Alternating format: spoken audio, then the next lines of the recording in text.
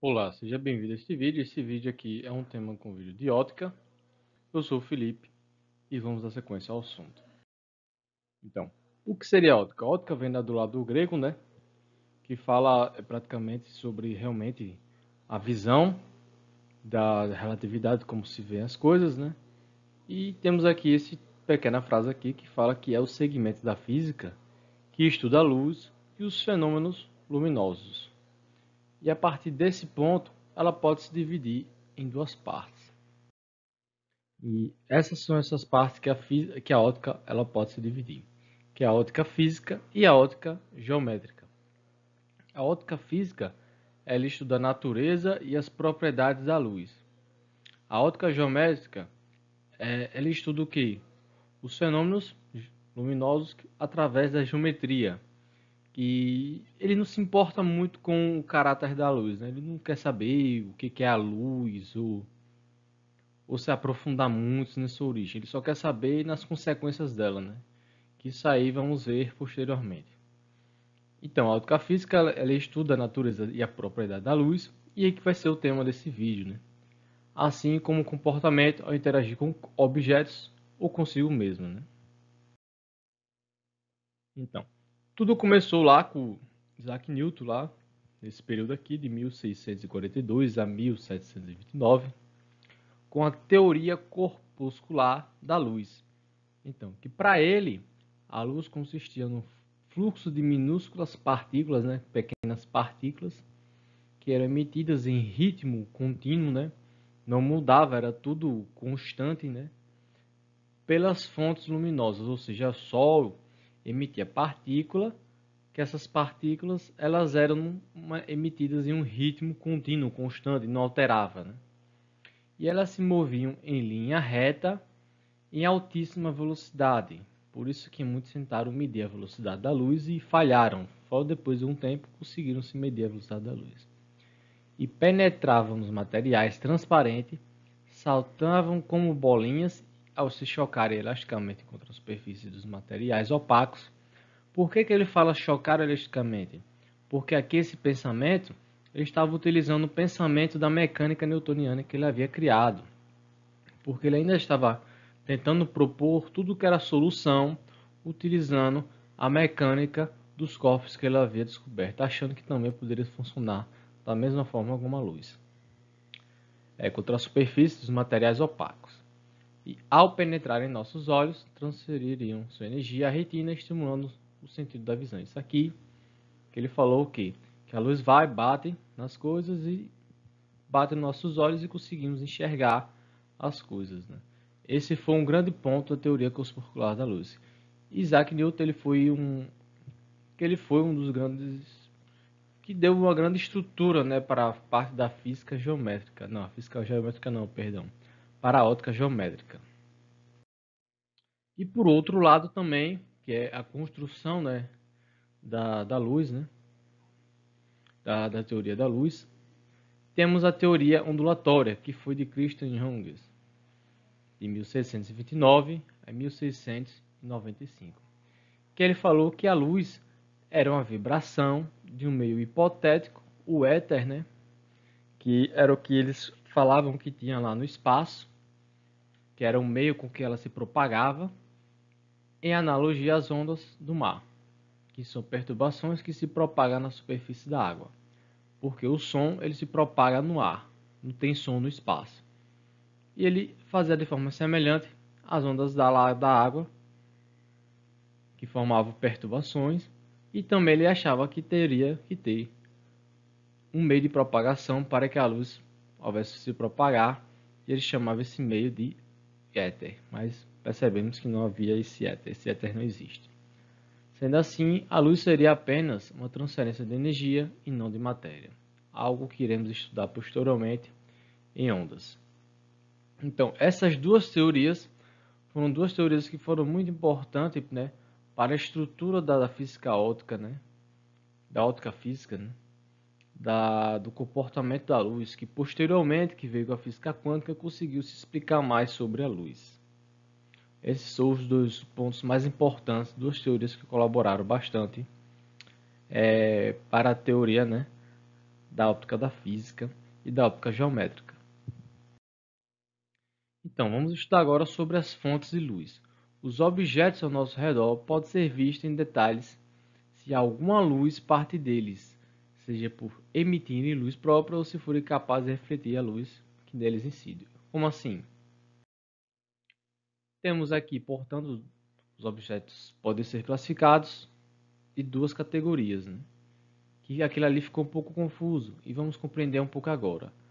A fonte de luz primária ou corpo luminoso, que é uma das fontes de luz, né, que são duas categorias, é que emite luz própria. Muitos acham que a Lua é uma fonte de luz própria, mas eu vou explicar já já.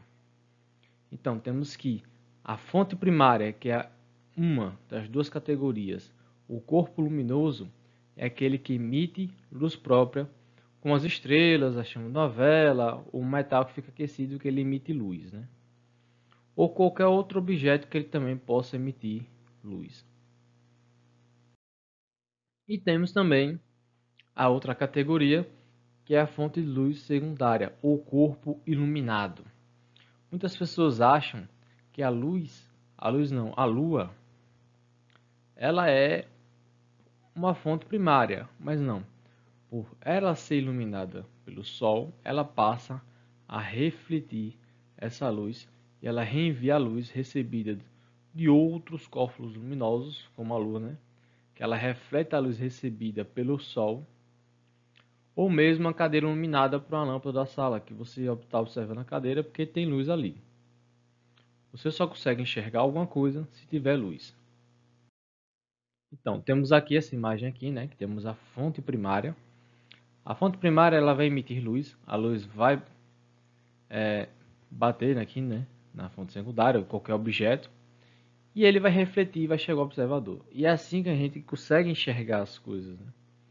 É tanto que fala, se você não tiver luz em algum local, você não vai enxergar nada.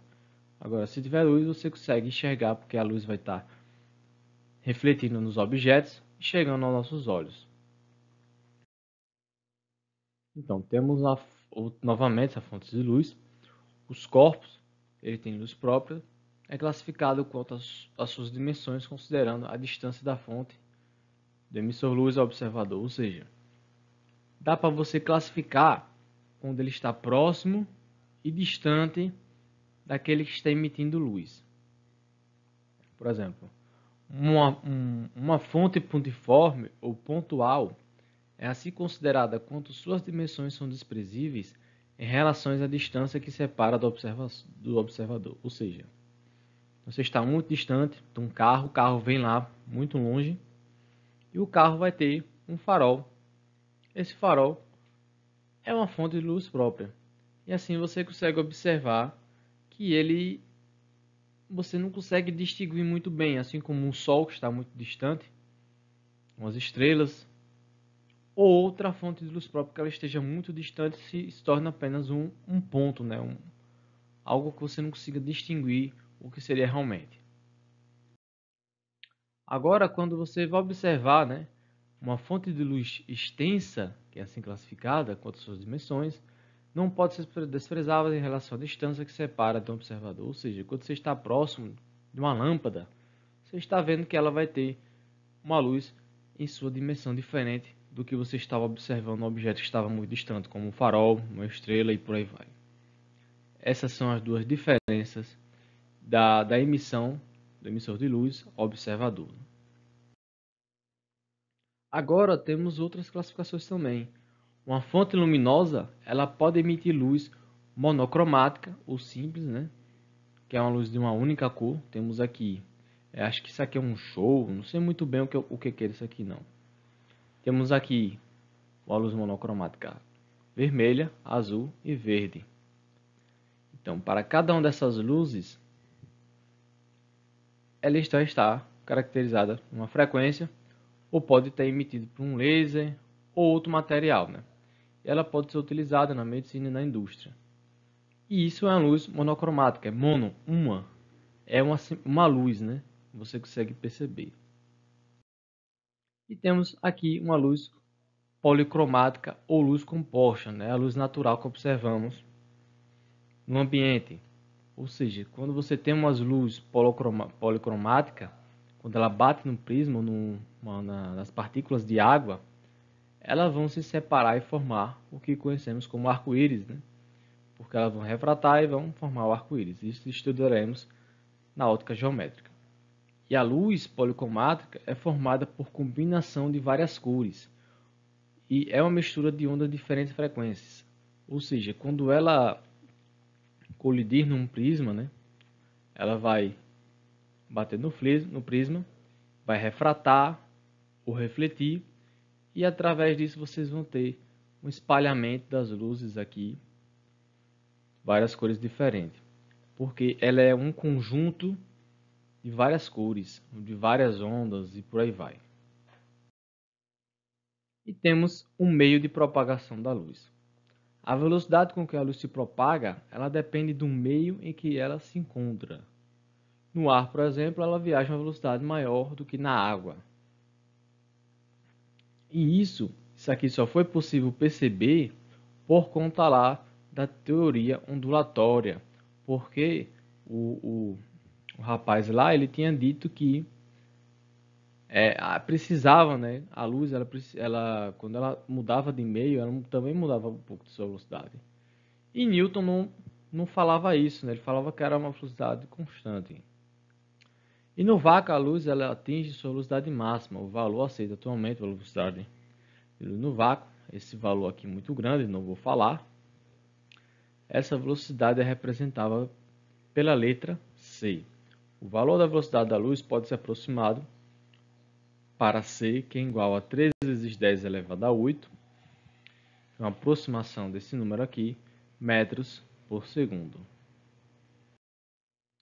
Então, através desses meios de propagação da luz, podemos classificar quanto à capacidade que eles têm de deixar ou não a luz de passar. E um meio de propagação é chamado de transparente, quando permite a visualização nítida dos objetos através dele. Ou seja, você está observando aqui essa imagem, quando passar os slides, eu vou perceber que a mesma imagem vai estar em um meio de propagação de luz diferente. Você vai observar como ela vai ser visualizada de uma forma diferente. Entre esses meios que se chamam de transparente, temos o ar, o vidro comum, a água limpa em pequenas profundidades, porque quando você chegar em águas profundas, você vai chegar um momento que você não vai observar a luz. Então, outra forma que também podemos classificar é um meio que translúcido. Ele é o que? Percebemos que a mesma imagem anterior agora está no meio translúcido. Dá para observar ainda o vaso de flor, só que você está observando o meio como se fosse um pouco turvo, não está observando muito bem. Então, o que é esse meio translúcido? É quando permite a propagação da luz através dele, mas produz um espalhamento do feixe luminoso. Com isso, os objetos vistos através dele não podem ser identificados com clareza. Isto é, esse meio não permite a visualização nítida. Você consegue enxergar, mas não consegue enxergar muito nítido, não está bem claro o que você está vendo, né? Mas como já vimos na imagem anterior, sabemos que isso aqui é um vaso de flor. E outra classificação é o meio opaco. O meio opaco ele impede completamente a propagação da luz através dele, e dessa forma não conseguimos visualizar o vaso de flor. Tanto que foi colocado aqui na metade para você observar que o vaso de flor está aqui atrás. Então, finalizamos o vídeo. Isso eu agradeço a atenção de vocês. Um grande abraço e tchau.